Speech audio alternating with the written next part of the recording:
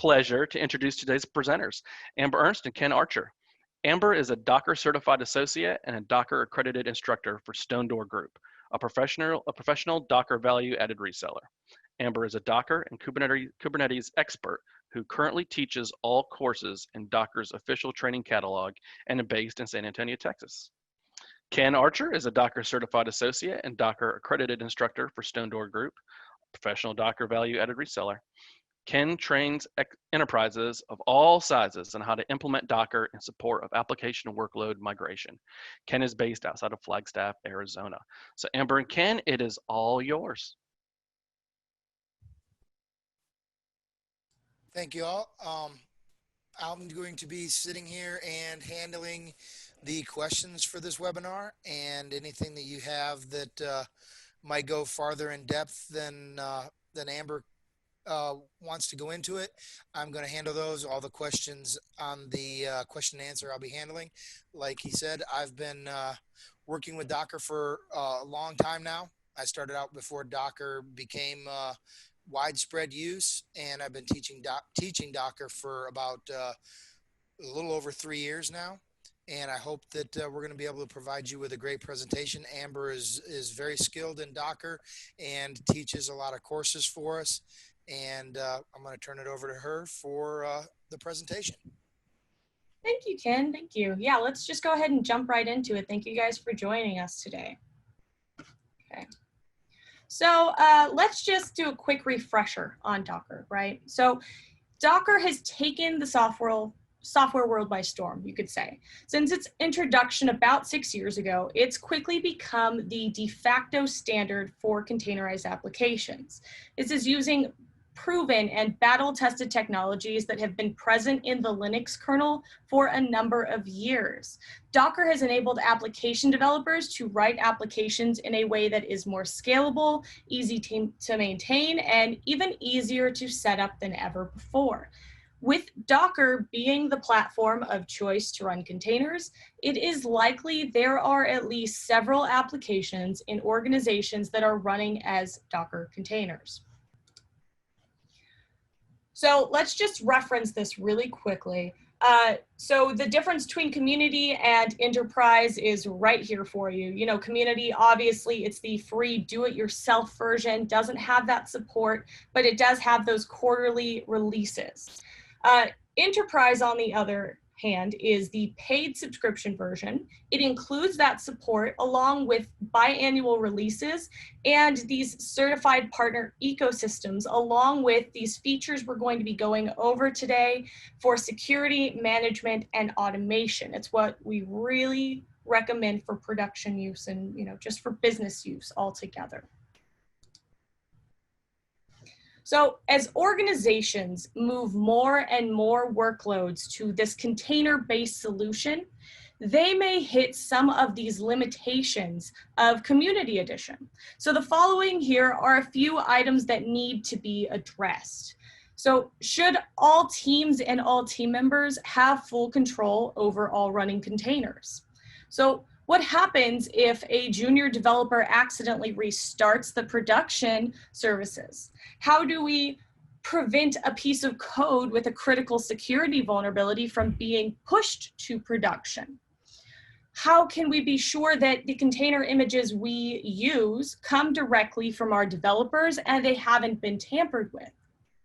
And can we provide proof to external auditors to show that we're compliant with the prereqs, the security standards they need? And additionally, how are we going to monitor and back up our entire platform configuration? These are all, of course, very important questions to be asking. Now, the answer to this, of course, is Docker Enterprise. So while there are other supported container orchestration platforms, they exist, of course, Docker Enterprise is going to provide 3 important key features. We have choice, agility, and security. So with Docker EE, you have the choice to run any type of container workload, that's Kubernetes or Swarm, on any type of platform, so Linux, Windows, and even mainframe. And this is on any infrastructure. So say you have an on-prem data center, or public clouds, or a combination of those. So the agility, scalability, and the ease of deployment functionality Docker provides, coupled with integrated security scanning and automation tools, enable you to not only prove to auditors or higher management that everything is running smoothly and securely, it also enables you to build CI/CD pipelines and automate much of that security work. So since Community Edition and Enterprise Edition are distributed as separate application binaries, the migration path from Community Edition to Enterprise involves reinstalling Docker, and it cannot be performed in an existing environment without redeploying that environment. So I have the steps for that listed here. You would uninstall your Community Edition, right? That could be done with the sudo yum remove Docker. And then you install Enterprise Edition. You set up the repository and install from that repository. I have, at the very end of this presentation, links for all of these as well. So you only need to set up this repository once. After you do this, you can install the Docker Engine Enterprise from your repo and repeatedly upgrade it as necessary. And I have your installation command right there. So I'm going to be starting with a set of servers, so I can show you. They're going to be running Docker Enterprise Engine using Docker Swarm, and then we're going to be installing UCP and DTR. These are the two major enterprise tools that are built on top of the Docker Enterprise Engine.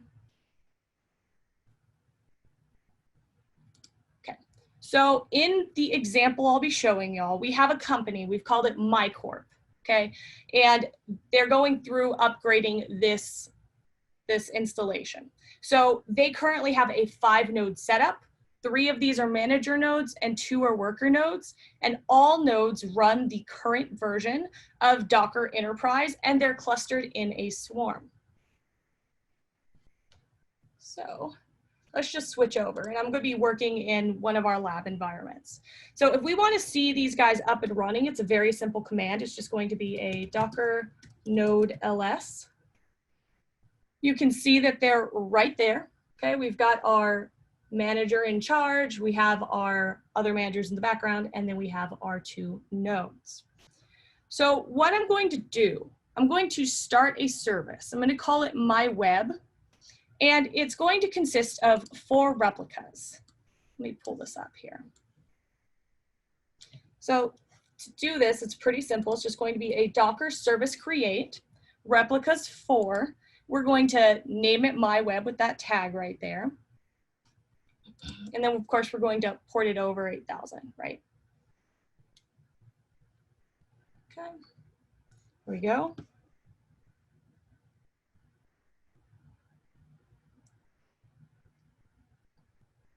Wait for those to verify that they're stable. And there it is. That simple, that quick, okay? For the other service, we're going to go ahead and create that one as well. Okay. There we go. This is for our staging.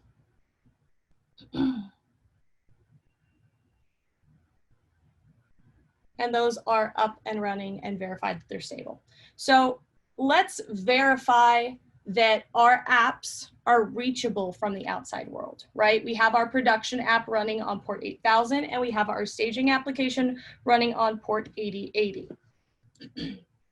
So we're going to verify that the Docker engine, the enterprise, is installed correctly by running this command hello world. So it's just a quite simple sudo docker run hello world.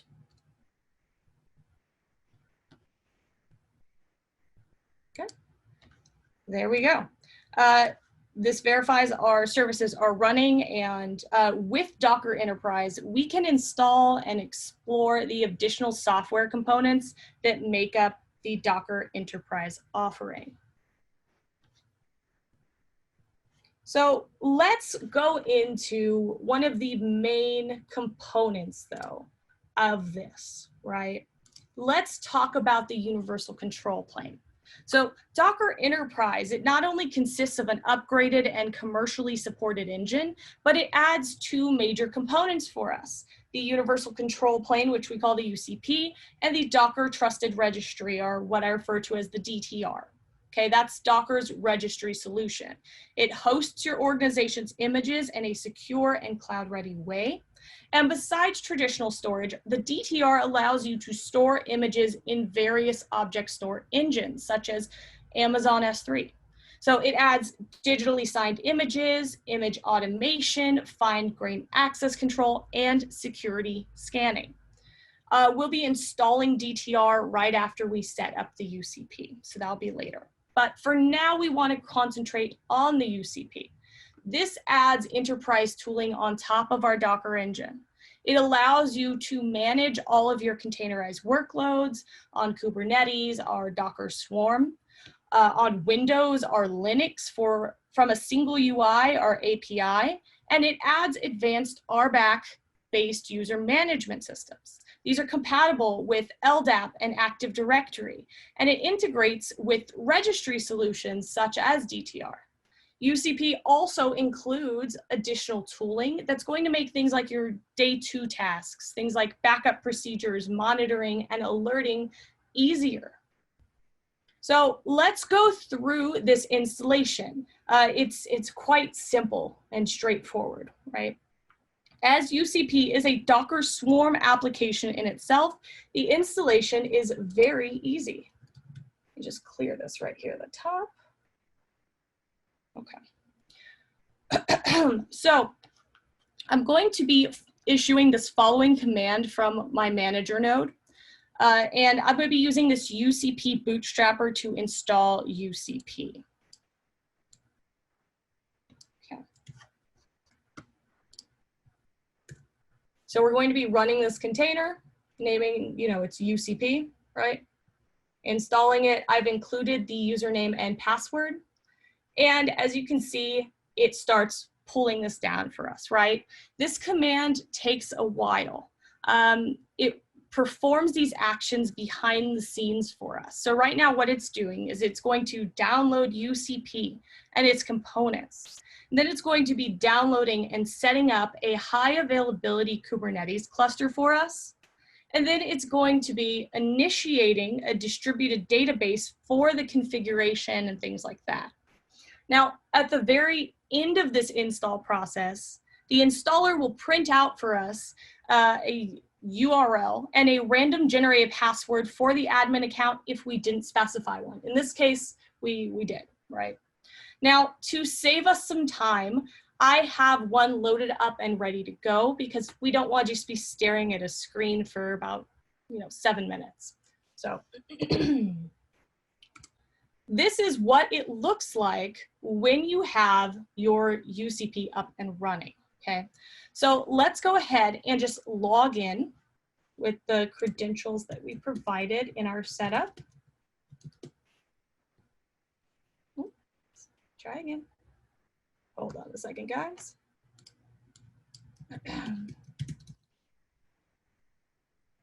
There we go.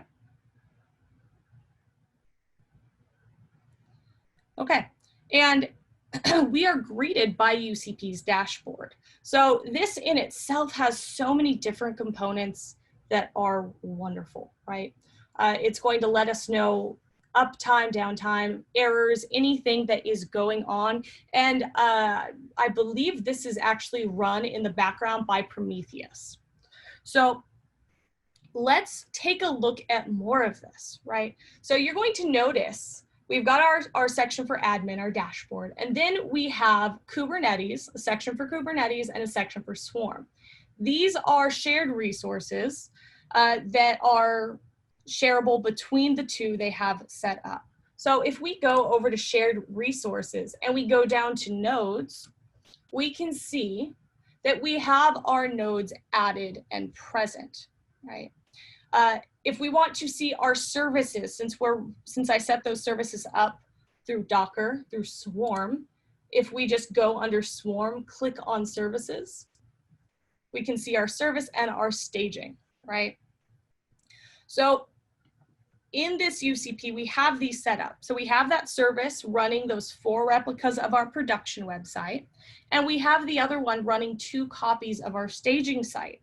So at this point, they're running next to each other, and the only user on our system, the admin, is the one that can manage everything. You have all the power in that case, right?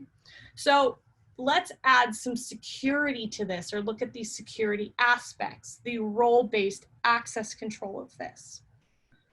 Now, if we look inside of access control, you'll see I have a few things set up. So I've gone in and created an organization. To do so, it's very simple. You click create and you name it. So I'm going to click into my corp, and we can see that we have 2 teams present. If you wanted to add more teams, you would simply click on that. Okay? We have our dev and our QA team, both have members to each one. Now, if we wanted to look at our users individually, we have Jane and Tom. So the way I have this set up is Jane is a member of our QA team. Okay. So she's allowed to deploy to production. Okay. Now, excuse me, guys. So let's go ahead and look at the collections, okay? This is what we use to implement our requirements, what we have these, what they have access to. So the way you do this, you go to collections and you would view children. You're gonna go down the tree of the collections or the resources that you have. We're gonna have this in our shared, and then we're gonna have it inside of MyCorp. So you can see we have our production and we have our staging sub-collections that have been set up in there. Okay. Now, say we want to grant someone access to these, okay? It's a pretty simple process. So let's go ahead and just look at the grants and then create one. We go grants and we would click on Swarm. So this is where the shared environment comes into play. You can see there's a section for Kubernetes and you can see there's a section for Swarm.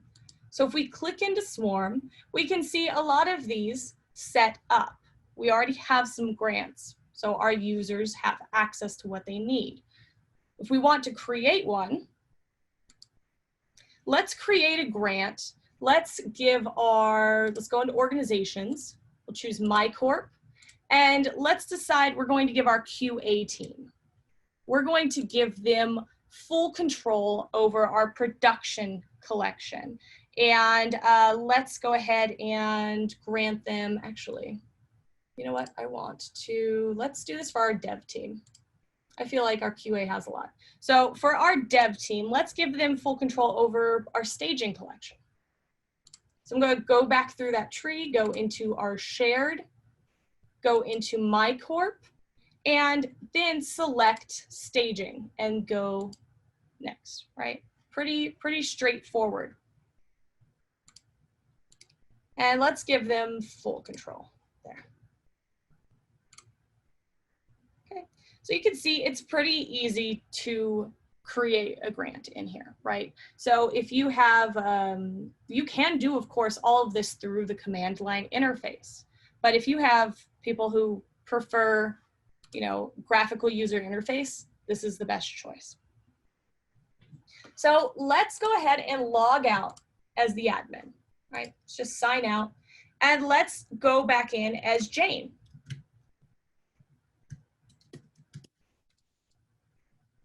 Let's see what Jane would see, what one of your users would see. Okay, so she has access to that dashboard, right? She can see some shared resources, but as you can see, there's no access control here. Now, if we go down to Swarm and we click on services,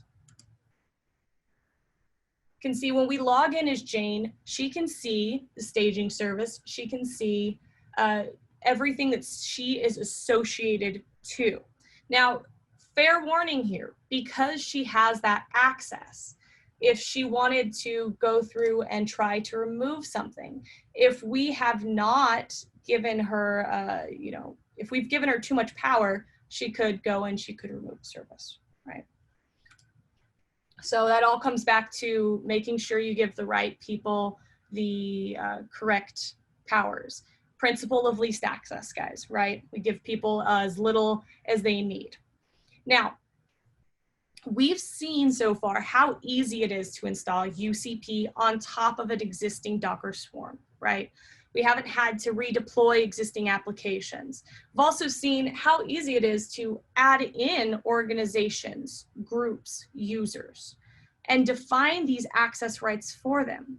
Now, of course, there's so much more to this, so much more to learn about the universal control panel, things like the Kubernetes subsystem, right? Our integration with Active Directory, load balancing, layer 7 routing, etc. So you can see from this, though, that it is easy to start with an existing Docker installation and then add UCP on top of that to give you that enterprise orchestration platform, something that gives you the freedom to choose your orchestrator if you want Kubernetes or if you want Swarm, on your operating platform, Linux or Windows, and with your infrastructure.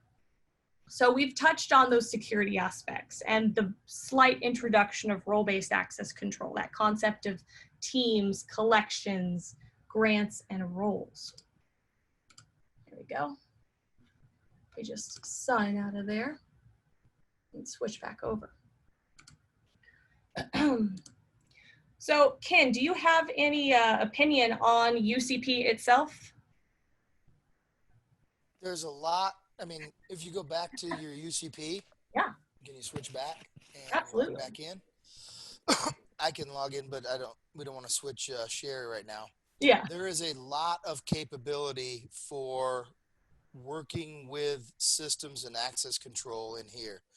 Kubernetes, we have complete Kubernetes. If you click on the Kubernetes, absolutely, and we don't have any Kubernetes running right now, we can look at everything to do with the Kubernetes objects out here in our swarm. We can look at our service accounts, look at controllers for deployments, controllers for replica sets, controllers for services.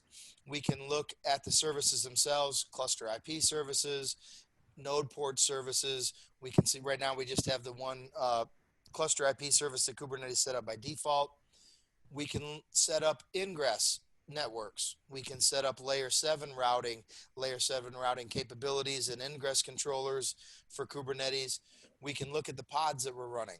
If we go to pods, right now we're in as admin, we don't show any pods. Can you go back up to namespaces and click on Kube system? Absolutely. Well, you got to set that as context. Ah, yes, that's right. Let's see here. Kube system, set context. So you can set context to any of the namespaces you have out here. Depending on your user and what namespace they have access to, they're only going to see those namespaces and can interact with those namespaces that they have been granted access to. Now, when we look at pods, we can see all of the Kubernetes system pods that Docker fired up when we fired up the Docker system. We have all of our normal pods down here for Kubernetes Calico. Right now, we're using Calico as our network control manager for Kubernetes. We can also see that we have UCP metrics. This is where the Kubernetes metrics are, and we have one on each of our nodes out here, manager 2, manager 0. And this is where our metrics are being funneled from our workers to our managers. And then we have an NVIDIA device plugin that we're using as well. So we can control and look at, as administrators, we have control over our entire Kubernetes system. We can also look at Kubernetes configurations. If we set up Kubernetes config maps, we can look at storage if we set up Kubernetes, and right now we don't have any volumes set up, but if we set up volumes and persistent volumes for Kubernetes, we can look at everything in the Kubernetes environment right from our UCP. Instead of having to go through all of the kube control and YAML operations from our command line, we can do it here from the UCP. Do you want to hit create for me for a second? Yeah, absolutely. If we go to Kubernetes create, we can select the namespace And so if you, right now we're an admin, so we have namespace across the entire, we have capabilities across all the namespaces. If we were a dev team, we might only have access into dev. If we're QA, we might have access into QA and production, or whatever we're given access to. You can also see we have Istio system here too. Istio is now coming as part of Docker Enterprise for the service mesh instead of Calico, or in conjunction with Calico. So we're able to expand our layer 7 capabilities for sticky sessions and maintain connections. And here under create, we just select the namespace we want to create in. Can you hit default, I guess? Yes. There we go. And then we create whatever object. We have our YAML files already. We copy our YAML file or type it in here. We can set in any YAML file we want. We put it in, hit create, and that Kubernetes object is going to be created for us in our namespacing. So that gives us a great deal of capability from this user interface to work with Kubernetes objects out in our environment without ever having to actually have SSH or direct access into the environment. And that's all I've got on that. Okay, great. Amber? No, yeah, I love it. I love the input. Okay, so so we've shown you UCP, right? And we have one step that remains in this portion, and that is to integrate the Docker Trusted Registry in all of this. So DTR, this is a container image repository. It integrates with the role-based access control system that we had defined right there in UCP. So it allows your team members to digitally sign images on upload. It allows you to verify those signatures when starting a container, and it allows you to configure UCP in such a way that someone from the QA team must sign an image before it can be deployed to production, for instance. So it also includes this security scanning mechanism to make sure that there are no known vulnerabilities, right? So in components that are used by our other images, we want those to be safe. It ties this all to a powerful automation engine. So DTR enables you to store images on cloud storage. Now, for production environments, we recommend setting up 3 replicas of DTR, right? This is done on dedicated nodes, so you have provided high availability. And to allow the security scanning engines to have enough available resources. In our example, we're going to be deploying a single replica of DTR on our node. So we want to make sure there are no services we have, using port 80 or 443 on nodes that will run the DTR replicas, right? Those would conflict with DTR installation. It is, of course, possible to run DTR on different ports, but that's really outside the scope of this demo. So real quick, I'm going to show you back in the UCP here. We go in as an admin, right? Our settings. Let's see here. There we go, our Docker Trusted Registry.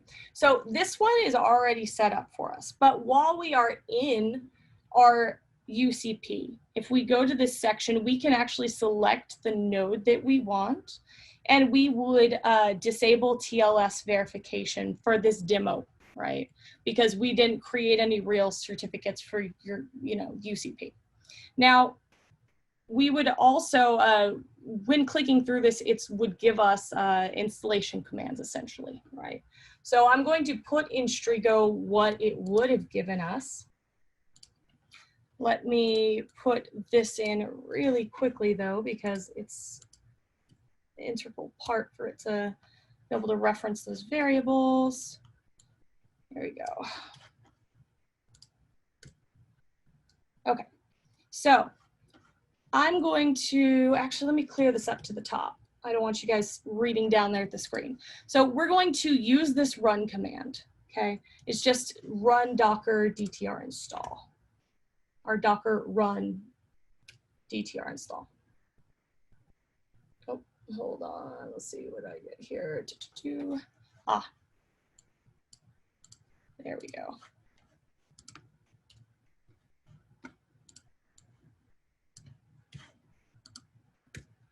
Okay. So that's similar to what you would be seeing. It wouldn't provide you your password. I've gone in and I've provided it.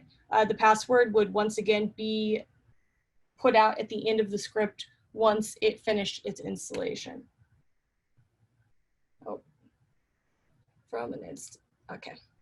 So the DTR itself, to download it, does not take much time. It takes roughly probably 5 to 6 minutes, at least on my end.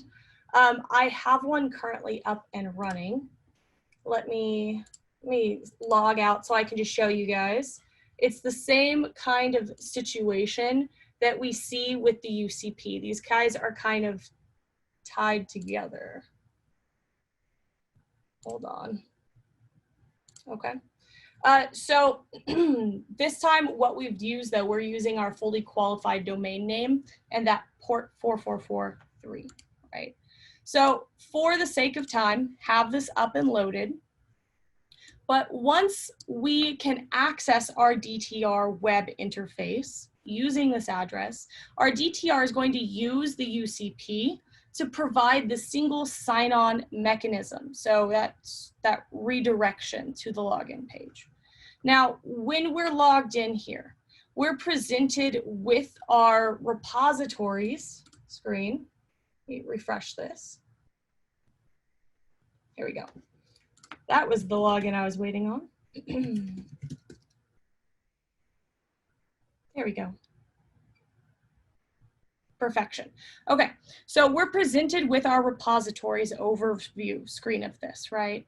Now, we could click through here, do the same thing. You'll see it's a little more simple, but it's the same kind of setup. We have our organizations menu bar here on the left-hand side. We can see My Corp. If we click on that, we can see our team members.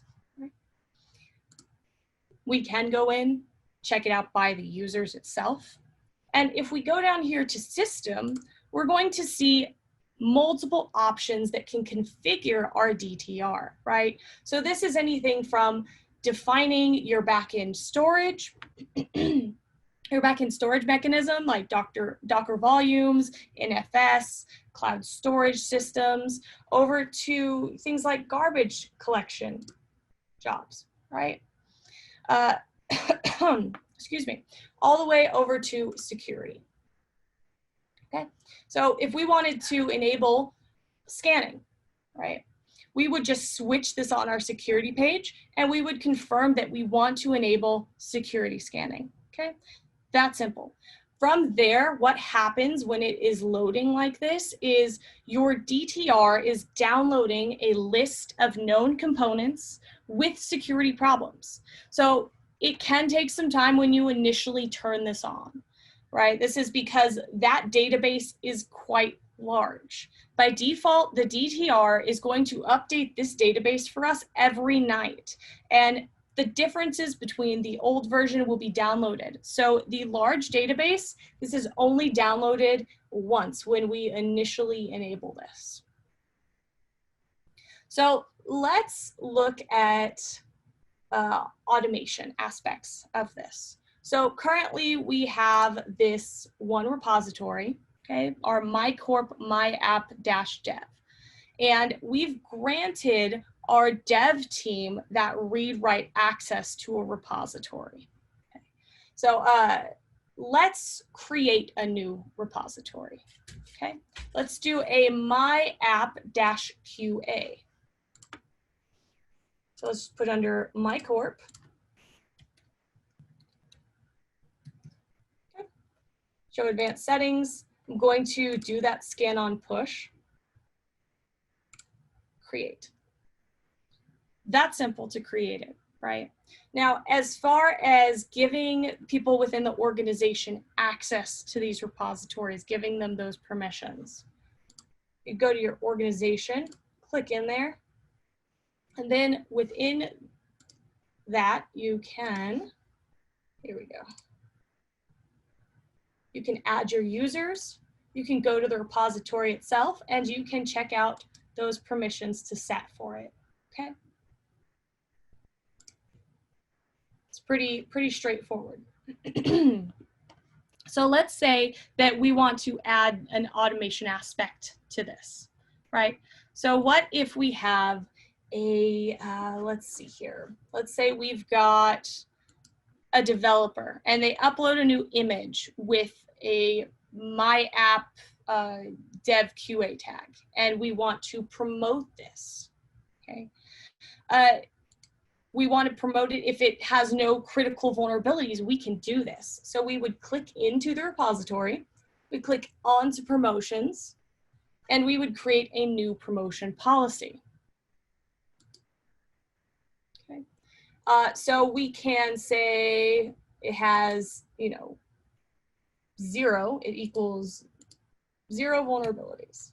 Okay. And then we could say the tag name. If we wanted to do the, let's see.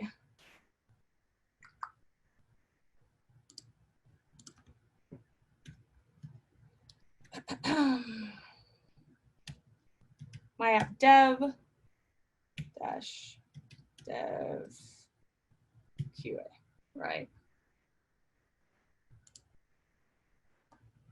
And then we would just target what we want. So we would do my corp. This would be in my app dev. So we would make our target my app QA. And then we would put in the tag for this. So in this case, it would be, let's say, put candidate, and then we would use this setup for it, right? So you'll see, you can click on this, you'll see all variables that are available for tags. It takes you to a link. And just like that, we've created this promotion policy, okay? So DTR has this automation component in it that is quite wonderful once you have it up and running. Now, there's so much more that you really can do with your DTR, right? But I just wanted to show you guys how this integrates with UCP's user access system and how you can scan these images for known vulnerabilities and use those automation tools to promote images that are based on a number of criteria. Ken, what is your opinion on DTR? Give me 1 second. I'm actually typing in an answer of to course. about a CVE question. Oh, and yeah. So if you guys look, I'm putting in the CVE link in the question about the database, what baseline they're using. Mm-hmm. Yeah, that CVE database. Yep. And so I put that in there. It's at the let's see. Can you guys hear me okay now? Somebody said my volume was a little too low. Amber, Hey, can Ken, you hear that me sounds okay? that sounds a lot better to me, Ken. Too. If you can maybe speak up just a smidge more. Yeah. Okay. All Thanks, right. Ken. No problem. So one thing I wanted to Amber, if you can go back to go to the DTE. Oh, you're in image scanning now. Yeah. So when you set up image scanning, like you said, you're going to download that once, but that's only somewhat true. You'll actually download updates. Every Docker will send updates to the CVE data that they get from the CVE database at about 0300 GMT time every night. If you're connected, all updates will come in as well. Yes. To so that you will stay up to date with what the CVE has. It's the common vulnerabilities database that they use for this. And what this does is it looks just at what's known vulnerability from a process standpoint for the Linux operating systems, for all the images that we have information on out there, it brings all that down. So it's just going to show you that information. This isn't like a virus protection Oh, or no. anything like that.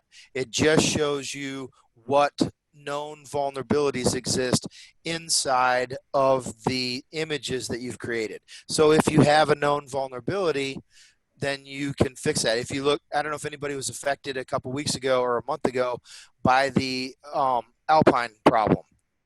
When Alpine made a change and updated, and then during an update cycle, they were a little slow. I know some people that actually lost the ability to pull down Alpine images at the time and caused some issues with running their systems. So these can cause problems. Oh, yes. When you set up DTR and set up your organizations, you will have to go in. Your roles and grants and permissions from UCP doesn't come with it to the DTR. You'll have to go in and set up for your teams what roles, because the DTR strictly has admin control over your image storage solution. Whatever you're using for image storage, this tool gives you admin control over it, gives you the ability to set up the access control, and you would do that individually in the DTR separate from the UCP. So I just wanted to point that out.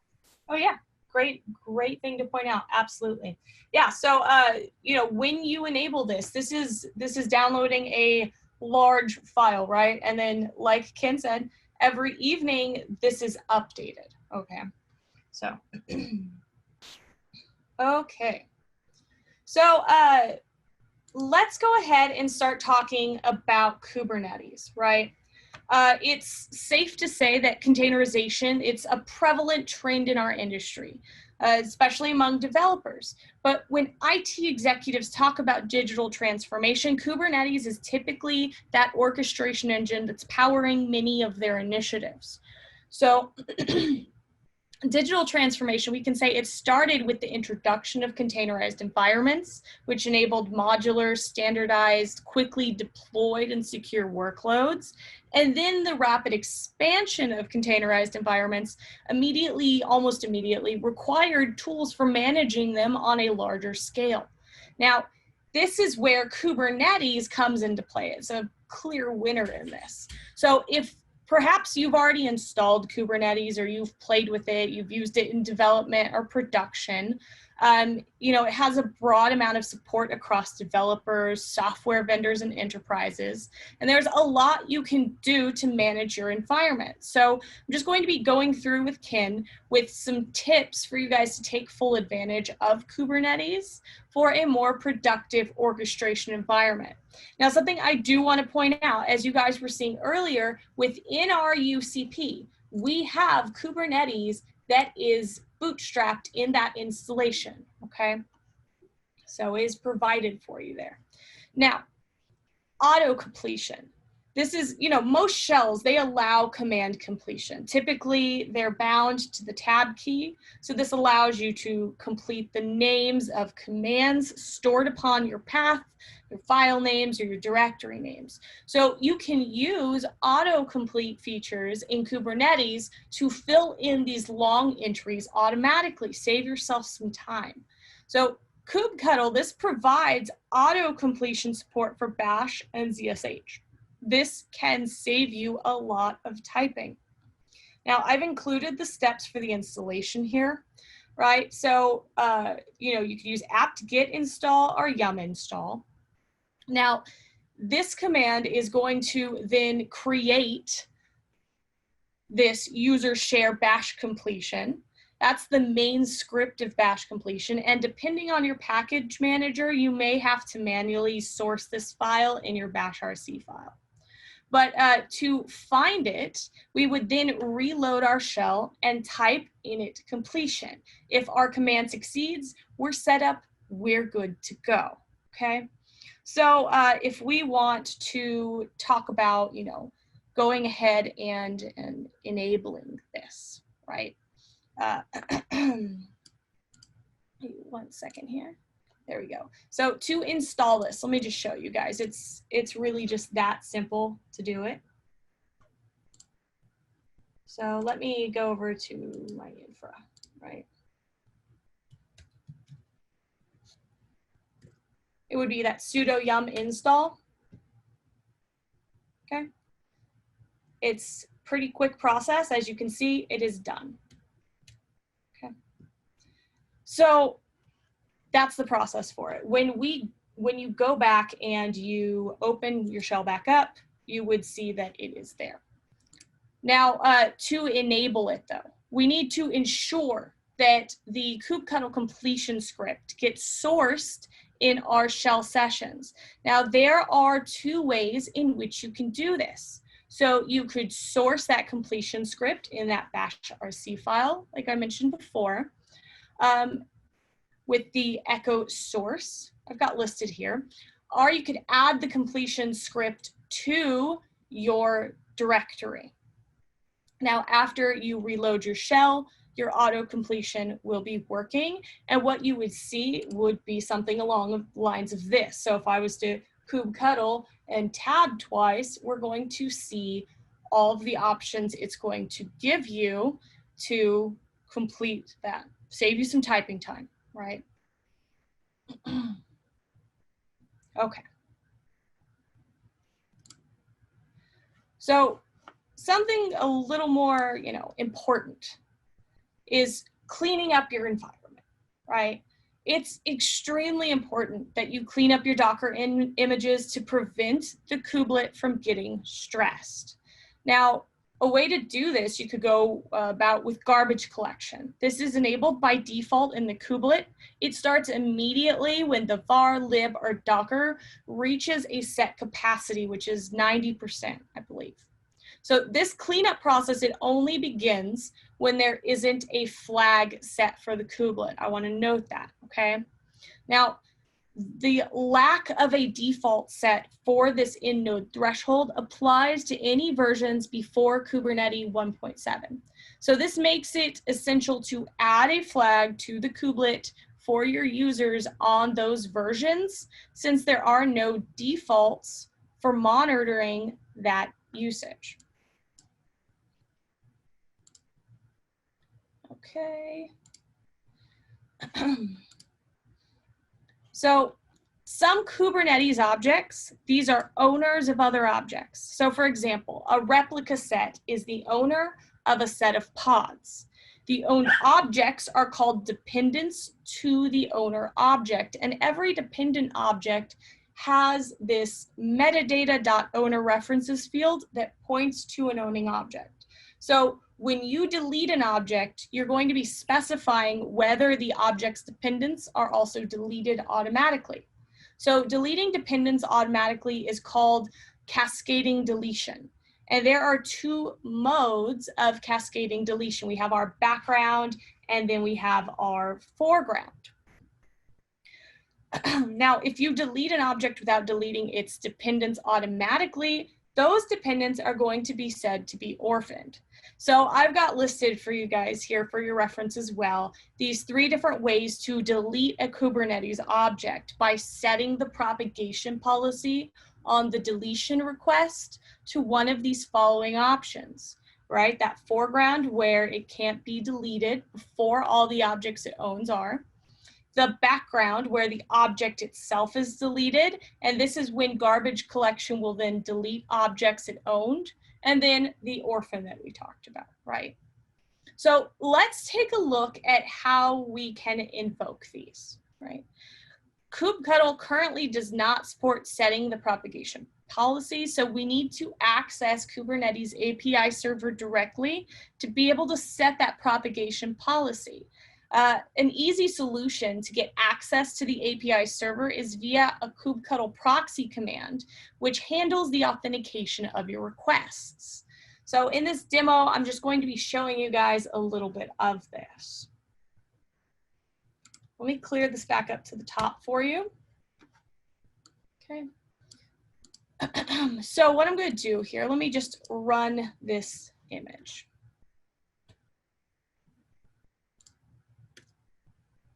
There we go. So I've created this deployment via, kubectl run. Okay, this will cause the deployment controller to create a replica set with one replica. So it only started one pod for us. Okay, so let's inspect the owner references of the replica set. So I'm going to use a kubectl get replica set command.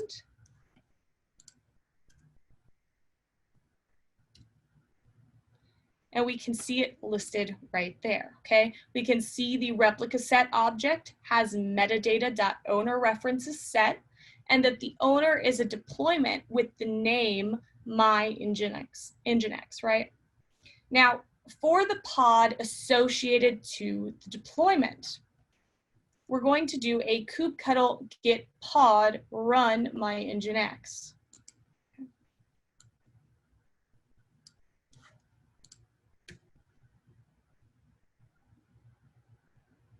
There we go. So we can see that indeed the owner is the replica set. We've got it named here as my-nginx, right? And so from here, what we would do is we would start that kubectl proxy and keep it running while you're performing those curl requests. So let me see if it will play with us in this demo environment. May give us an error or just hang, but there we go. So this is where that proxy would come into play.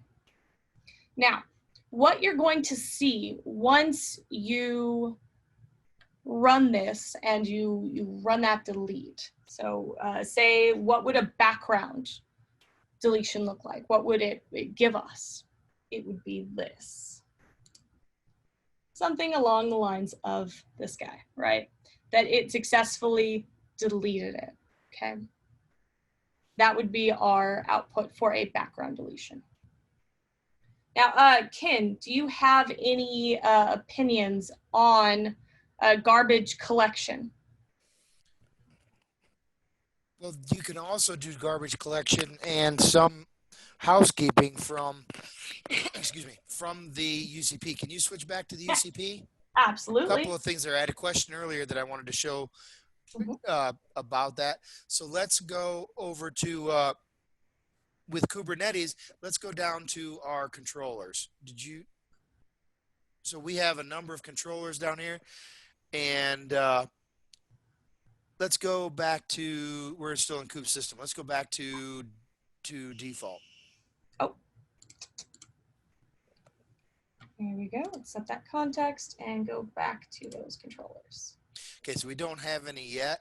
Mm-mm. But if we're running a deployment or a replica set out here for our operations, and you're running a Kubernetes deployment, you're going to have a controller here for the deployments. You're going to have controllers here for the replica sets under those deployments, or for replica sets that are not part of a deployment. You're going to have those controllers here. Mm-hmm. Docker is set up now in the UCP. So when you click on a button, it is going to perform the equivalent of an API call to the Kubernetes API. So if you go over to actions and do the pull down. Oh, yes. You can do a remove. You would select, there's boxes next to all the controllers that are going to be running, and you've seen those under the kube admin, the kube system. Yeah, I'll just show one of them. Yeah, we don't want to delete it on the yeah. But you can just click on the box, go over to actions, and then you can do a remove. What that's going to do is take all the pods that exist for that controller. So whatever pods you have running under a deployment or under a replica set, Docker is already set up to handle that transition. You obviously don't want to deploy a kube control delete pod for a pod that's running as part of a replica set and think you're going to get rid of the pods that are out there, because the replica set controller will continue to monitor things in the background and say, oh, we just lost a pod, we're going to replace it. Yep. So you have to delete the parent controller before you can start deleting the pods. And when you do a remove on a controller, then Docker is going to go, okay, we're going to remove this controller, and that means we're going to remove all of the pods that it's running. So Docker will handle that for you automatically here from the UCP user interface. It's going to handle that, take care of that for you. You won't have to worry about it getting into a run situation where it keeps trying to delete pods and bring pods back up, and delete pods and bring pods back up because the controller is not gone. So it handles automatically that hierarchy layer of deleting the parts as it deletes the deployments and the replica sets. So covers that. Let's go to access control real quick. Somebody had an answer or a question about roles and grants. Go to roles. Oh, okay. Here we have two sets. No, we want to go to Kubernetes. So, okay, we'll start out at Swarm. You showed how to do a Swarm, how the Swarm roles were. And here we have Swarm roles. We have 5 Swarm roles. We see 4 of them here. We also have one that's called none. It's the default that users get when they get brought in as a user, but they're not part of any team or organization. Then we have Kubernetes roles. We have a lot more roles in Kubernetes. It's much more complicated. And we have roles and cluster roles. Roles are for specific sections. Cluster roles cover the entire cluster. So go to grants, if you would. Absolutely. So grants are how, and go in Kubernetes. Grants are how we tie a Kubernetes role to a user or an organization or a team in the environment. And you can set up custom roles in Kubernetes just like you can for, and go, hit back to roles. Oh, yeah. Yeah. You can set up custom roles in Kubernetes just like you can with Swarm. There's a lot of roles already available, but if you need something specific for a particular team, you just hit create. And then you can set that up with a role or a cluster role YAML to set up the exact form of the permissions you want to provide to that particular team or organization. So I just wanted to show that you can set up custom cluster roles and roles in Kubernetes just like you can in Swarm. And then once you have the role created, you create a grant that will tie the organization, the team, or the individual to the role. So that means that, and the way RBAC is done in orchestrators typically is you have 3 parts. You have the subject, which is going to be the user, the team, the organization. You have the rights, which are the permissions or the roles that are granted. That's the roles that give you your capabilities within the environment. And then finally, you have the resources.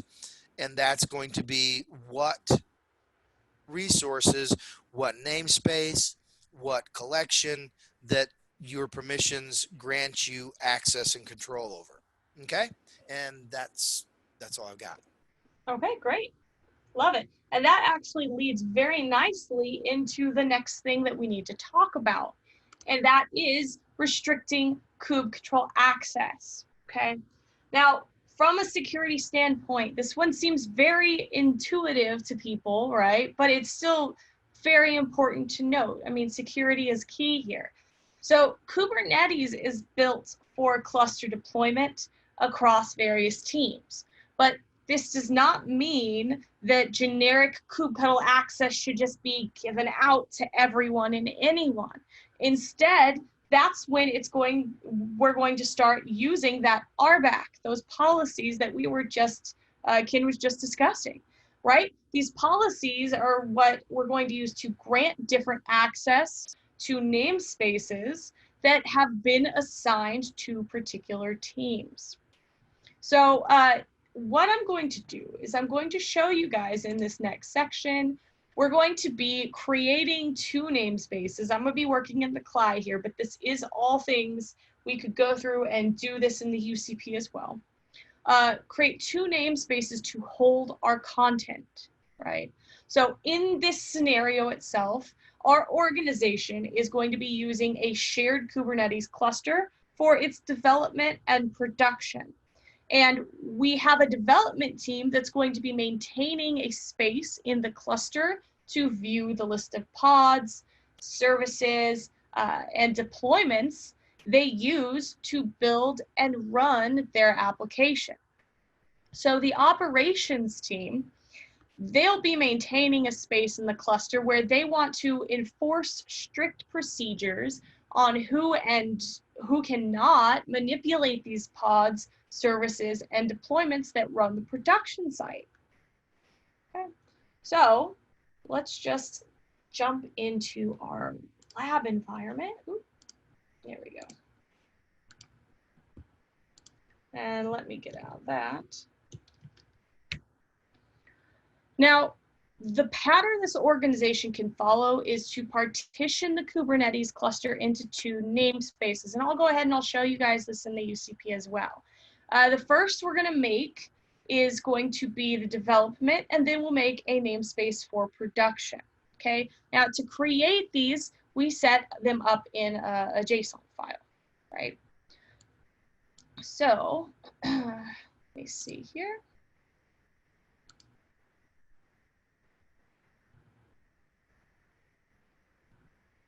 There we go. So first, let's just do, I'm gonna nano because it's a little easier in this environment. We're just gonna do namespace dev.json, right?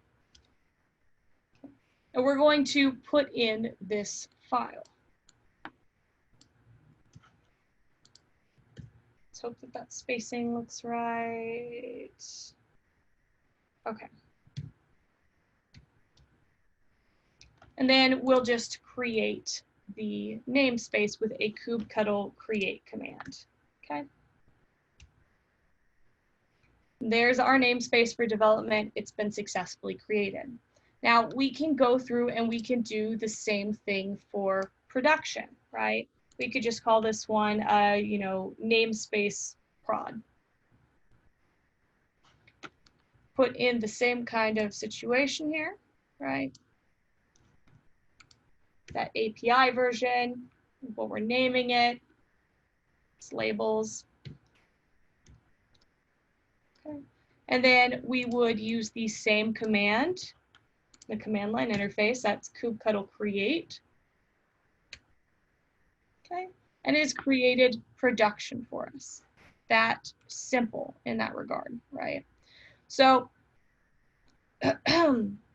so we've created our namespaces. Let's go ahead and list them off in the cluster to confirm that everything looks correct through here, right? So we would just do kube control, get namespaces, and then we'll just show the labels with that. And there they are, okay? We can see this combination of, you know, read, create, and delete. They're going to be granted only to specific namespaces. This can really create a time-consuming process, right? So in this example, the way I'm going to approach it is by creating a role. So this is going to permit actions on specific namespaces and grant access to users if needed. So to do this, we're going to be creating another file. And I'm just going to call this one auth.yaml, okay?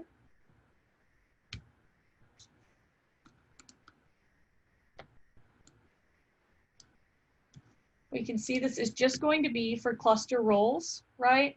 Is that RBAC authorization.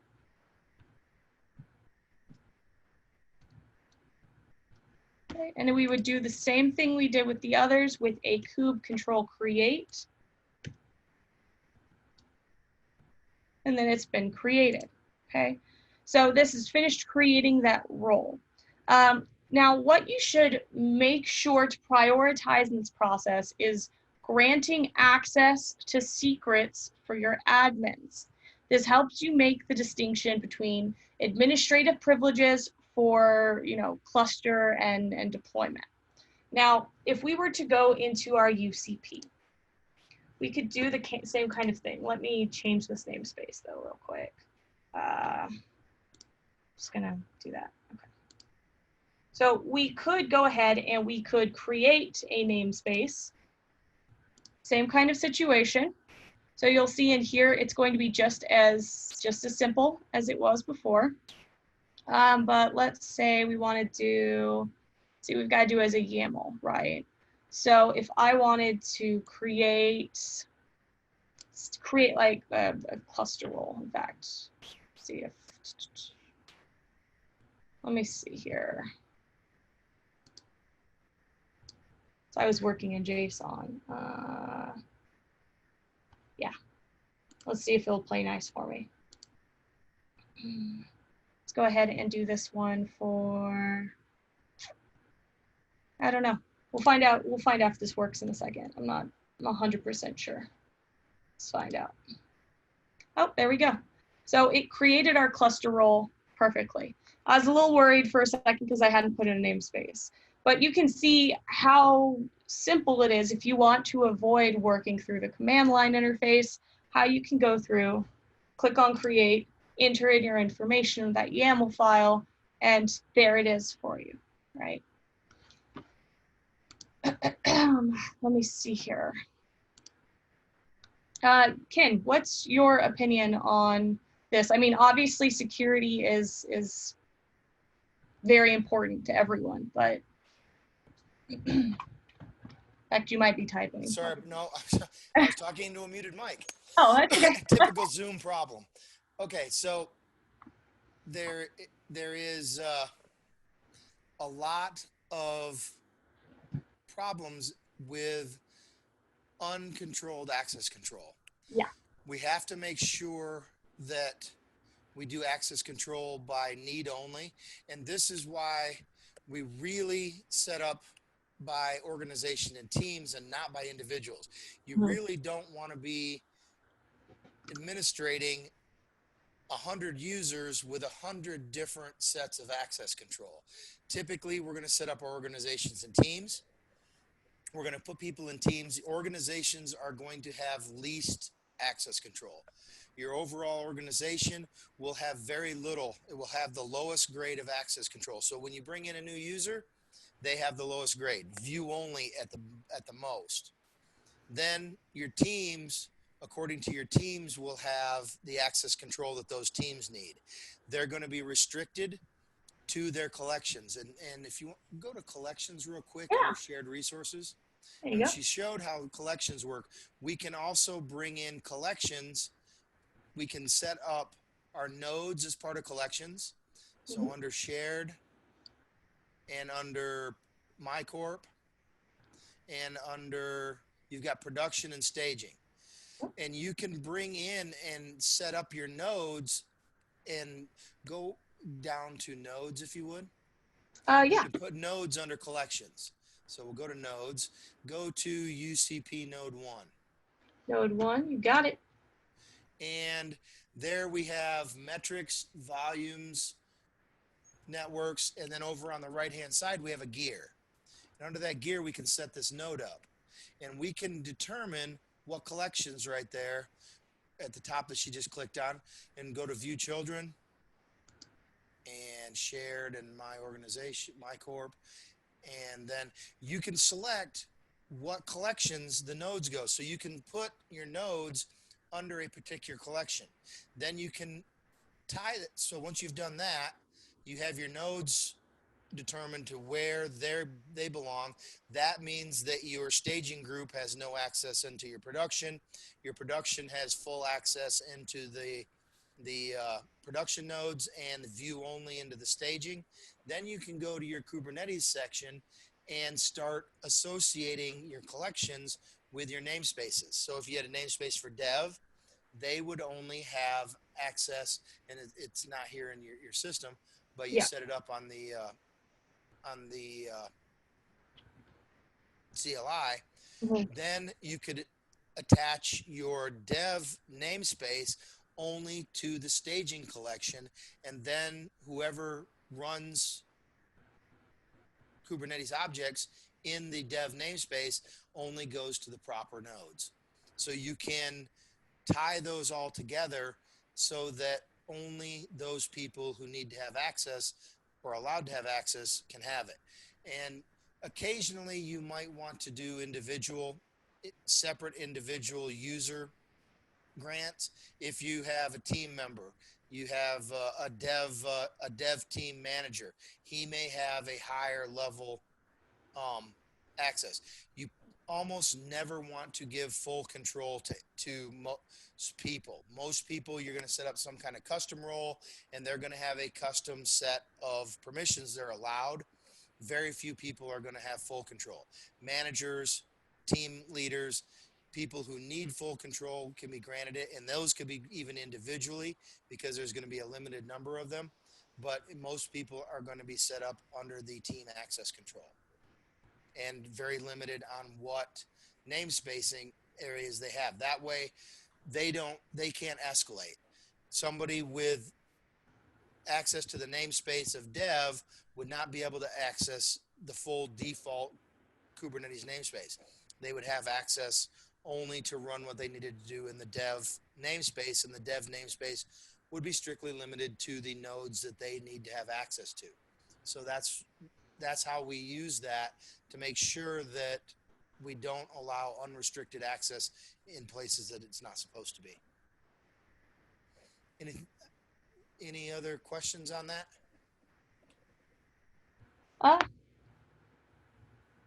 Okay. Oh, Okay. one other thing. Mhm. You were showing how you created stuff out here Yes. from the command line. You can also do that from the kube control or the Kubernetes create here. Yeah, right here. You can create anything you wanted to do from the command line. You can type your YAML file in and do that here in the create Kubernetes object. So you don't have to have people with SSH capabilities into the nodes. They can be restricted to doing what they need from the user interface directly. Yes. Yes. Very good point. And that's just right there another layer of security, right? It's the beauty behind that role-based access control and working in that graphical user interface. Okay. Thank you, Ken. Okay. So we have, we've discussed security, right? Some portions of security with this. So let's discuss default memory and CPU limits, right? So as much as we try and avoid them, mistakes can happen. I mean, we're look at our industry, right? So nodes can crash, memory leaks can occur, other things can happen. So this is why default limits are a great tool to help prevent mishaps, right? Setting a limit ensures that connections are closed at a specified point. So limits, they should be allocated per namespace. And to do this, we create a YAML file and we add it to the namespace of our choice. We then apply that limit to all the containers that are deployed to that particular namespace. So let's just look at this in the command line interface, right? So if we were going to, so let's say that we want to configure default memory requests and limits for a namespace. I already have a namespace that has been created in here, but let me just confirm that it is there, right? There we go, great, it already exists. So what I'm going to do here is, excuse me for 1 second, there we go. So what I'm going to do is I'm going to create a limit range and a pod. So our YAML that you're going to be seeing here in a second is going to show a configuration. It's going to be specifying default memory requests and memory limits. So let's just go into here, let's nano into YAML file. All right, we're going to call this one memory defaults. And let's just put it in. Okay, so you can see here that this is applying to that mem limit, right? We've got set for 512. and the memory for 256. And of course, the type is a container here, okay? So what we're going to do with this YAML file is we'll just go ahead and create it. Let's see. And we're going to apply that to that default node. And there we've created that range, right? So pretty short, pretty straightforward, okay? So we've created that limit range in that default MIM example namespace.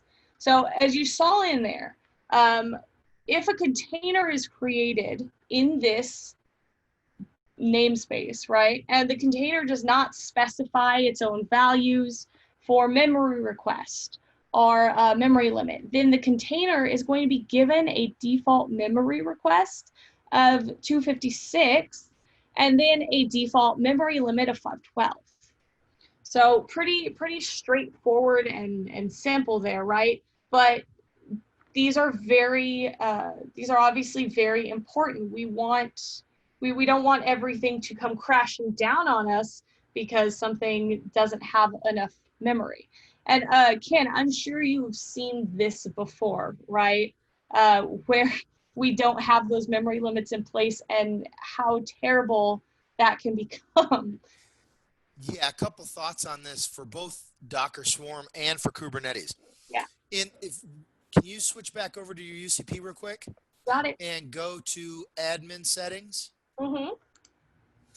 In admin settings, we can go to a number of places, and we want to go to, let me look at that real quick. Yeah. In Swarms, let's see, under cluster configuration. Okay. Nope, not under there. Look under Swarm. They took out scheduling out of here. Yeah, they did a recent update, so that plays with us. So,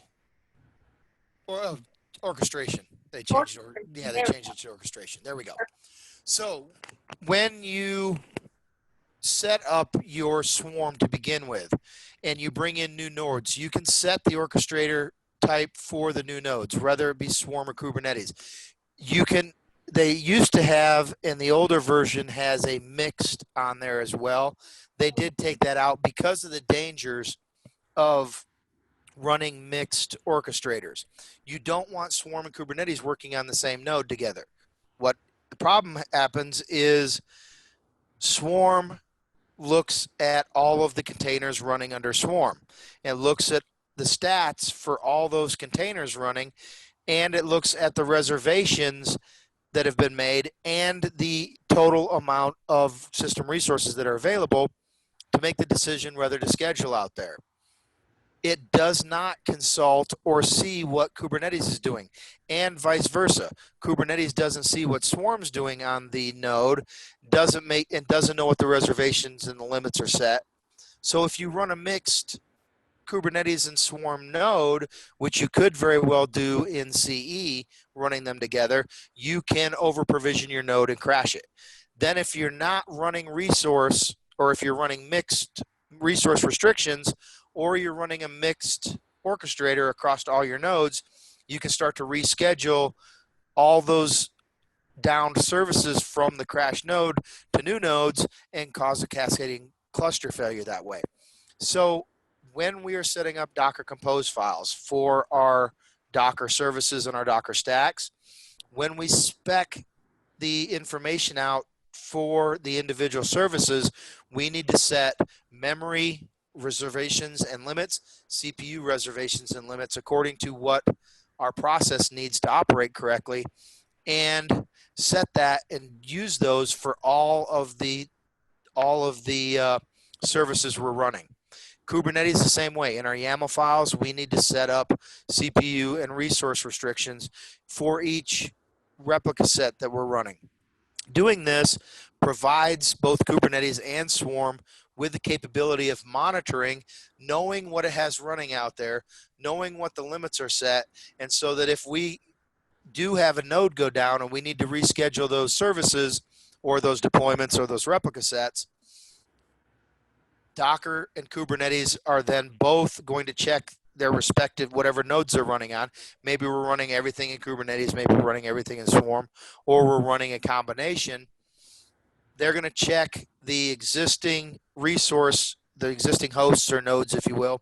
They're going to check those and make sure they have the resources available before they deploy the failed containers or pods on those nodes. If they don't have enough resources available, then those containers or those pods would go into a pending state and they would not run until we had the resources available. That avoids killing an entire cluster, which has happened in the past. So one of the reasons that Mirantis really stresses always impose resource control group restrictions is because if you don't, the possibility is you can crash your entire set of worker nodes. Okay? Yes, exactly. And that's not a day that anyone wants to have, when you find out that something did not have the memory that was required to run, so it went on to the next one, so it went on to the next one, just killing everything as it goes. It's not a good time. So, okay. So now that we've covered the importance of that, right? I'm leaving this up here for you, right? So these are the steps. Remember, we create that namespace, okay? And like I said, like Ken pointed out, we can do all of this right here in the Kubernetes create, right? All that can be done in there as well. So we run that command. We create that limit range in there, right, in that pod. And then we create the limit range in the namespace, okay? It's gonna make your life a lot easier to make sure you've got that up. Now, additionally, labels are very helpful in accomplishing a broad range of functions, and they're valuable in forming a strong foundation in Kubernetes. So they help in loose coupling objects to each other. So if you're creating or attaching Kubernetes labels, this really should be second nature. Whenever we've got new objects that we have created, labeling them should be something that you do, right? So if you hold regular labeling audits for resources already in operation, this is also good. This ensures that things are labeled. It's great practice, right? This is wonderful for your team, for your administration, your DevOps, any of them, to know what's going on with these labels. So it could slow you down just a little bit, right, in whatever you're creating, but it really, taking that time and labeling everything as you work on your project pays off later. It makes there's so much more transparency and organization by doing this. So labeling resources and objects, these are going to help you avoid Kubernetes production pain later down the line. It also makes it easier to do operations in bulk on Kubernetes objects. So one example of this is using the label selector to spin up Kubernetes deployments and services by selecting pods that are based on their labels. So some example of, some labels would say, environment. For our environment, we have, dev, QA, right? Our production. Additionally, these make it easier to run queries, and it also enables you to use multiple environments in one cluster if you need to. So an example of this, right, would look like this kubectl get pods, our environment production, our tier front end. So let's just kind of look at this. Let's create a pod. Let's show you what this looks like with a label. And so let me just clear this back up here. So what I'm going to do is I'm going to create a pod with labels environment equals staging and team equals kube team in kubectl, right? So let's just go ahead and pull that up. So let's do this nano dot, let's see, yeah, let's just do this guy as example.yaml, right? Okay. And for our kube team, this will be what we use. Okay. So pod, name it my pod. It's for staging, it's for kube team, right?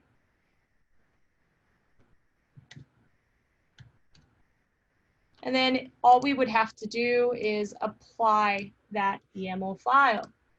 So kubectl apply example.yaml. And then boom, we've created it. It's done, right? Now, if we want to check that the label has been applied in this newly created pod, what we would do is we would actually go to kubectl get pod. Let me see here. Okay. So we can see that we've created that label, right?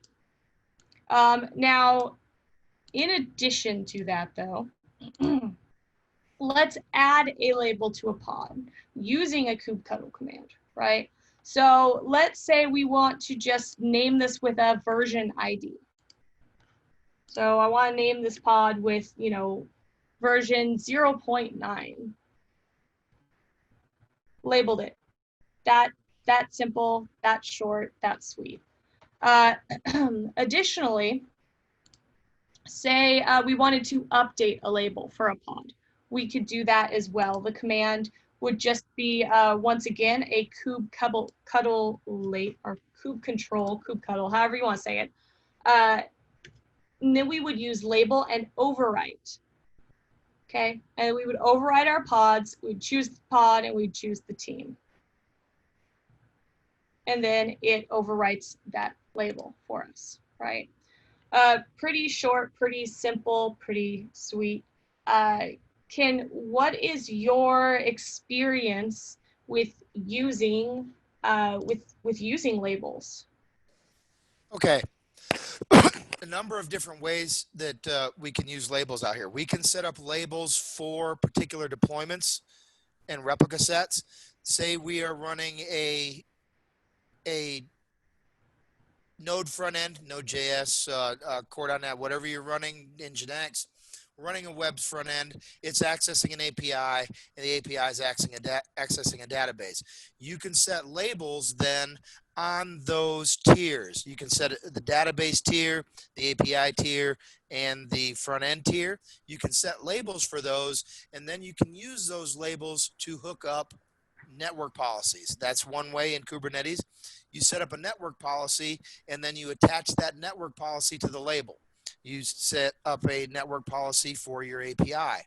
Network policies in Kubernetes determine which pods can talk to which other pods within the system. Because our network in Kubernetes is a flat network system, like a VM, it covers the entire node. Every pod running on the node is connected to that one network run by Calico in this case. And that means every pod we have running out here is connected to the same network. It's a flat network system, and Kubernetes requires pod-to-pod communications without NAT, pod-to-node communications without NAT. So it can connect through Kubernetes across all of the available Kubernetes workers. We don't have any restrictions by default. So we set up network policies to handle that. Every replica set you have out here running, or every pod individually that you have out running should have a network policy attached to it. That's why one of the main reasons we use labels on Kubernetes pods and replica sets. And then, so to go back to our web UI and our API and our database example, we set up our API and we set up a network policy, reference that to the API label. And then we set up ingress and egress rules.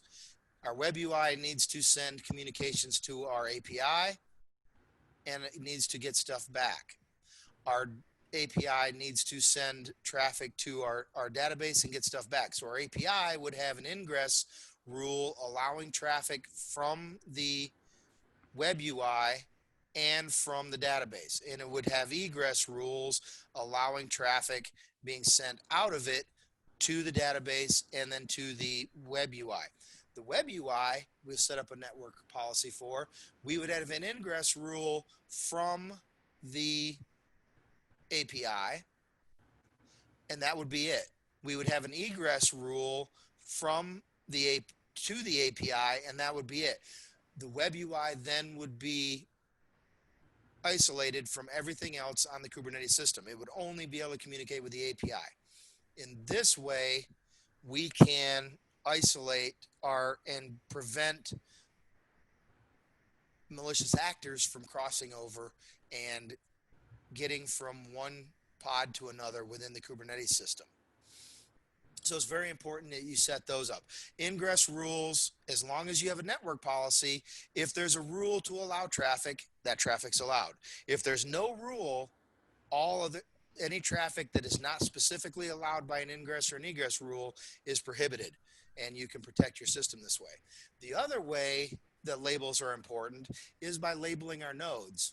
We want to label our nodes out here. We can have, because our cluster could contain multiple different flavors of Linux environments running out here. We could have multiple Linux nodes. We could combine and have Windows nodes running as well. And we, like you said, we can have IBM Z, IBM Power nodes running out here as well. We want to put labels on our nodes according to what operating system we're running. And then we set label selectors in our YAML files to determine where we want to send those. We don't want to send Windows work to Linux nodes or to Unix nodes and vice versa. So we set up the labels, and a node can handle any number of labels you want to put on it. You may put labels again according to what server if you're running your own data center, you may set your own servers, your own rack labels for different VMs running in the same racks, different voltage zones, different availability zones, even different geographic zones if you're running multiple data center locations or you're running in a cloud environment with multiple geographic failover. The labels give you the ability to determine exactly where your workload goes. We also might want them for hardware specific requirements. Maybe we're running a GPU heavy process. We need to run that on a GPU heavy host, and we can set those labels up and then only run those where they should be. And so those are some of the main primary uses of labels, both at the Kubernetes operational level and higher at the node level to distribute workload. Any questions on that? Anybody have a question, you can throw it up in the question and answer, and I'll cover that then. So that's all I have on that, Ember. Okay, great, wonderful. Great points to bring up there. Yeah, so labels, amazing towards your functionality, your security. Just, consider them best practice and use them. Okay, I also want to just touch on Minikube here. So this is a flexible way to build an application and then run it locally. So it's very simple to download. The instructions are also straightforward. You can see here, there's kind of a pattern of installing and using this stuff is all very straightforward and second nature in a way. So it's a popular tool to use. So after we install Minikube, the command to start it is simply minikube start, okay? So let's say we wanted to go ahead and install it, right? I already have it on here, but let's see if for, example demonstration purposes, it plays nice for me. So it would be sudo make directory, right? And then we're going to point it, and then we're going to install Minikube. Okay. So yeah, I already have it. But if we wanted to see the status of it, right? So if you wanted to do Minikube start, could do that. Okay. And you could also do Minikube status. You can see that is running.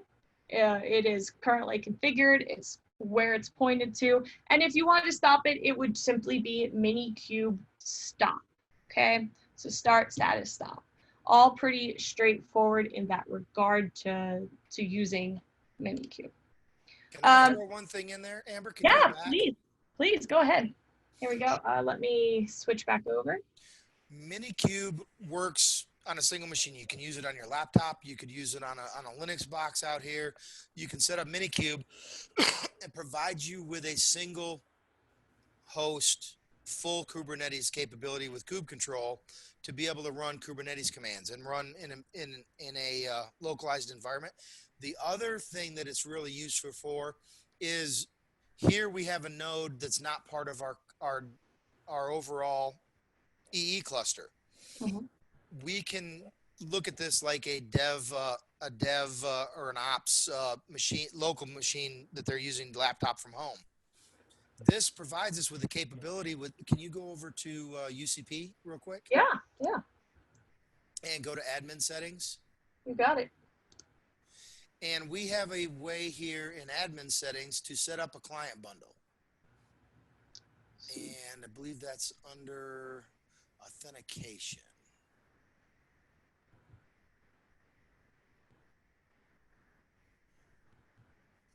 Let's see, where did they move that to? I'm still running 3.2 myself, so I haven't seen the new upgrade yet. Yeah, this one is fairly new to me too. Let me see here. Look under, no, not usage. Look under orchestration. Orchestration. Oh no, go back under admin for profile. That's where they've moved it to. Okay, gotcha. Profile? Yep. There we go. So we can set up, okay, so they moved it under profile. Under profile, you have client bundle. Client bundle, you can download a client bundle and move it to your local machine, remote machine for accessing directly into your cluster. Client bundle is going to give you, as the user, whatever permissions you have with the UCP is going to be contained in the client bundle. We could drop that client bundle then, and you can go back into the lab environment. Yeah. You take the client bundle and you drop it into the local lab, and then you set up the connection from the client to the from the external machine into your UCP cluster, and you can run kube control commands directly. If you're running Minikube here, then you have full Kubernetes operational control from your remote machine directly into the machines that you have access to as part of the organization. So if you're a dev person with only a couple of dev nodes that you have access to, you can still use a remote machine and then access full Kubernetes control that you have granted to you in the UCP environment from the remote machine. So that's a really good reason for setting up the Minikube on a external node. Then you can do kube control exec and exec into containers and existing pods. If you have exec capabilities, and you have the ability to run all the other Kubernetes object commands that you would normally have, and you don't actually have to SSH. This way you can grant your devs, you can grant your production people access that they can use remotely, and then they never have to have SSH control into the nodes in question if you're running a Kubernetes. Docker unfortunately doesn't work quite the same way, but you can set Docker context and make some connections that way as well. Okay, I just wanted to throw that out there. No, yeah, that's wonderful. Okay. There we go. So there we go. So we're gonna just finish this up with third-party tools, right? As you know, with Kubernetes, there are so many plug-and-play options for this. So third-party tools are valuable when it comes to this. One of the huge advantages of Kubernetes is it has that modularity in mind, and that it can be integrated with such a large number of tools and services that are provided by other vendors. Now, even though these tools, they're not created by Kubernetes themselves, they're recognized on their website. So it's very safe to say that you can trust them if Kubernetes trusts them, right? Now, a common one, or common ones that are used, if we're talking about troubleshooting and monitoring, you might want to look into WeaveScope or Valero. So WeaveScope, it's going to automatically generate applications and infrastructure topologies, and these can help your teams identify any application performance bottlenecks more easily, right? All of these have, there will be links at the end of this as well. So Valero, this is to oversee disaster recovery for those resources in Kubernetes and your volumes. So it provides a simple way to back up and restore your Kubernetes resources and your persistent volumes from a series of checkpoints. And these backup files are going to be stored in object storage service. So you, like right here, we've got listed, you could use Amazon S3, right? Now, if we're talking about development, Helm, this is a package manager for Kubernetes. This allows you to reproduce builds and manage your Kubernetes manifests with ease. It's a very popular one. Compose, that allows your users to seamlessly transition their Compose files and apps into Kubernetes objects with one click. So it's pretty great for developers who are experienced with container management, but don't know Kubernetes so well. Now, with testing, KubeMonkey, that one follows the principle of chaos engineering, which that's a whole different thing we could go into, right? But it tests your fault tolerance and it randomly kills pods. So this could contribute to better health or overall health of your system. Now, this is configured by a TOML file, so you can specify what apps you would like to kill or when you want it to practice these strategies, right? So it's not just running randomly when you are working in there. So in conclusion, we've showed you guys how to upgrade from Docker CE to Enterprise without that downtime, having to redeploy. We then installed UCP on top of the Docker Enterprise engine, and then implemented simple RBAC-based access mechanisms. And then we looked at the DTR, focused on some of the security and automation features offered. And before I get too carried away and the rest of, summarizing all of this, Ken, I forgot to ask, is there any, those third-party tools, do you have any input or opinions on those? Have you played with any of them? Yeah, we have a lot of them out there in Docker, not just Kubernetes, but Docker Enterprise. We have a lot of third-party software available. If you go out to Docker hub.docker.com, you're going to find a huge amount of pre-made images that are available for Docker and will be used in Kubernetes as well, that we're going to use to create. Of course, Kubernetes doesn't run without having Docker container D and run C underpinning it to provide us with the capabilities of actually running the containers and the pods. So out there and I don't know if you can flip over to Docker Hub real quick. Let's see here.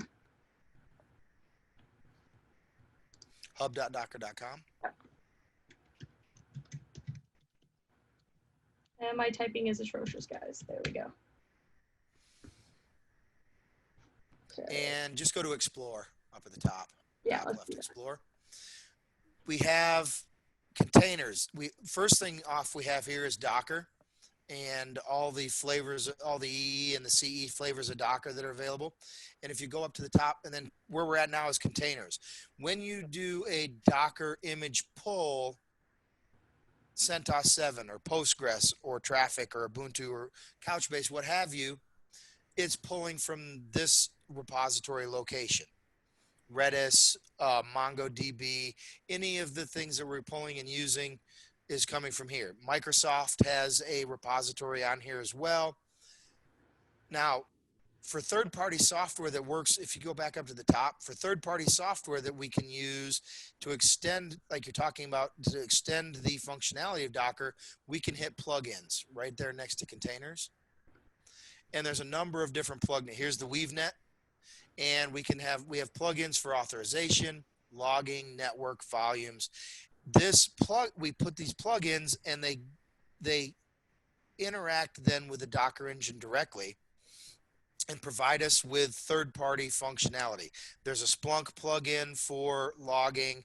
There's Logs.io. There's a vSphere for VMware storage. And so we have a number of different a bunch of third-party software we can plug in. One of Docker's mottos early on was batteries included but swappable. And Mirantis has the same thing with the Mirantis Enterprise. Batteries included but swappable. They bring a lot of functionality to the table off the bat, but they also provide the way to, if we need to use a different certificate authority, if we want to use something different for monitoring or logging, we have the capability of using plugins and adding that in. We have an elastic logging plugin. We can set up an elk stack easily and cheaply with our system if we want to handle logging. Splunk, we can do a Splunk Connect and set up our centralized logging aggregator with Splunk. And then we can use Splunk sidecars in our pods to bring our logs directly from our pods in real time back to the aggregator.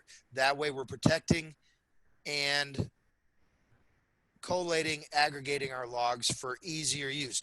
If you're running a cluster out here with 20 or 30 nodes or 100 nodes on it, then you're having a logging monitor becomes much more important to see what's going on.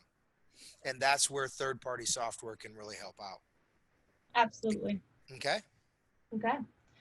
Okay, so let's see here. After we downloaded UCP DTR, we looked over at Kubernetes, right? So that is that popular choice when it comes to orchestrating your containerized environment.